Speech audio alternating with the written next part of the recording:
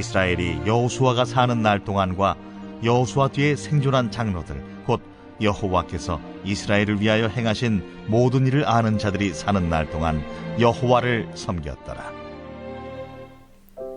할렐루야. 성경 속 인물 이야기에 오신 한 사람 한 사람을 주님의 이름으로 사랑하고 축복합니다. 하루하루 평안한 삶을 살고 계신지요? 코로나 가운데도 강건한 삶을 살아가는 우리 모든 주의 백성들 되시길 간절히 소망하며 오늘은 13번째 시간 여호수아에 대해서 은혜를 나누겠습니다. 모세가 죽은 뒤에 하나님께서는 모세를 보좌하던 여호수아에게 이스라엘 백성들을 이끌고 요단강을 건너 가나안 땅으로 가라고 명령하셨습니다. 수많은 백성을 데리고 가야 하는 여호수아에게 하나님께서는 강하고 담대하라고 3번이나 말씀해 주셨습니다. 여호수아 1장 7절 말씀에 보면 오직 강하고 극히 담대하여 나의 종 모세가 내게 명령한 그 율법을 다 지켜 행하고 우로나 좌로나 치우치지 말라. 그리하면 어디로 가든지 형통하리니 이 약속을 해주셨습니다. 결과적으로 여호수아는 하나님의 말씀을 늘 기억했고 잘 지켰습니다. 그런 여호수아와 하나님은 항상 함께 하셨고 그의 걸음을 형통케 해주셨습니다. 사랑하는 성도 여러분, 우리가 하나님을 잘 믿는다는 것은 하나님의 말씀을 잘 알기 위해 애를 쓰는 것입니다. 그 말씀을 이해하려고 노력하고 그 말씀을 늘 기억하며 그 말씀을 지키며 살아가는 것입니다. 우리가 여호수아처럼 하나님의 말씀을 잘 기억하면서 잘 지키는 삶을 살아갈 때에 하나님께서는 우리와 함께 하시며 우리의 걸음을 형통하게 해 주실 것입니다. 여호수아 1장 12절 말씀을 보면 여호수아가 또 르우벤 지파와 갓 지파와 므낫세 반 지파에게 말하여 이르되, 그리고 이렇게 이어집니다. 13절입니다. 여호와의 종 모세가 너에게 명령하여 이르기를 너희 하나님 여호와께서 너희에게 안식을 주시며 이 땅을 너희에게 주시려 하였나니 너희는 그 말을 기억하라. 우리가 믿음 생활을 함께함에 있어 기억하는 일은 매우 중요합니다. 무엇을 기억하는 것입니까? 먼저는 하나님의 말씀을 기억하는 것이고 또 하나님께서 우리에게 베풀어 주신 은혜와 사랑을 기억하는 것입니다. 여호수아는 먼저 자신이 하나님의 말씀을 기억하는 일에 늘 모범을 보였고 다른 사람들에게도 하나님의 말씀을 기억하는 일이 얼마나 중요한가에 대해서 강조를 했습니다. 지금 이 시간 함께 하시는 성도님들께서도 하나님의 말씀을 기억하며 날마다 살아가고 계신지요?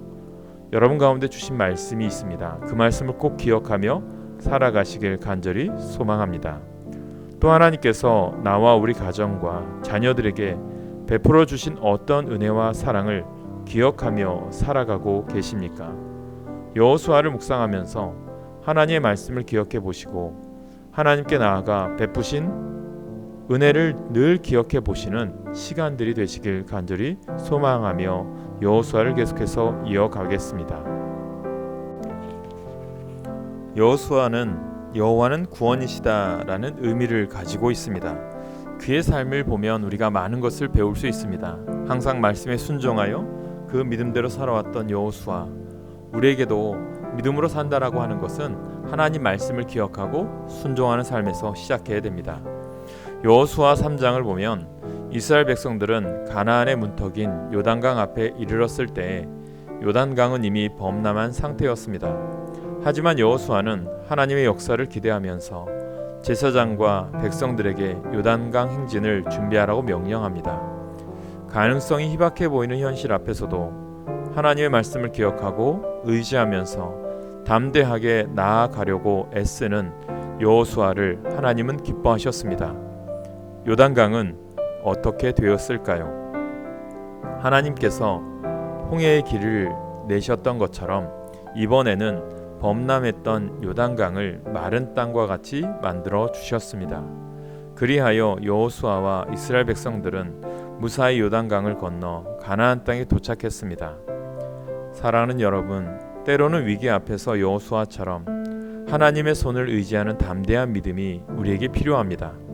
하나님은 우리에게 닥친 어떤 위기보다 더 크신 분이시며 우리가 경험하는 모든 위기를 극복할 수 있도록 항상 도와주시는 분이십니다.